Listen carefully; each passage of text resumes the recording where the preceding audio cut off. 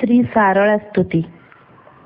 जय जय महामाई झंकड़वासिनी, देवी वीणा पाणिमाग जगत तारिणी, अभय वरदायिनी विद्या प्रदायिनी, जय जय सरस्वती कमलवासिनी।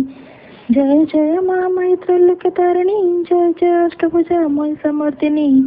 झंकड़पुर निवास हेमवंत सुता, तोते सेवा करी मूर्ख पंडित गणिता।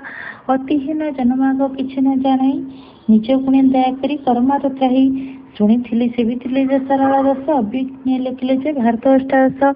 पूर्व काले तब नाम मूर्ख कालिदास, सर्वज्ञ पंडित हुई रही अच्छी दास। जगतेश्वरी तो नाम शुणी अच्छई, तब पाद शरण मु सतत पसई। मूर्ख पाषांड बोलिना न कर्मा दूर, सदा जिन सेवक तब किंकर।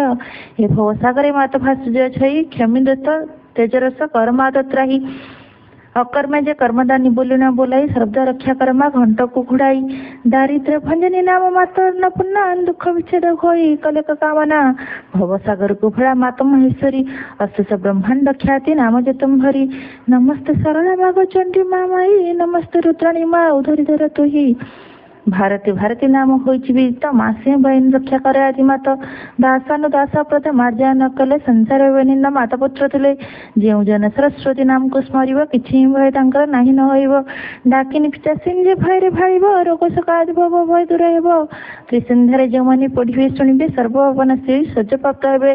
प्रातः काले जेउ नर स्मरण करंती, व्याधिनाश विद्या बुद्धि सद्य फल पांती। शत्रु भय राज भय दूर हो जाए, सकल पापरुतर भक्त रक्षा पाए प्रभु। भीमस्या पीरण्य मुनिरेपति भ्रमं, जजि शुद्धिं शुद्धिं मम दर्शन विद्यते प्रभु।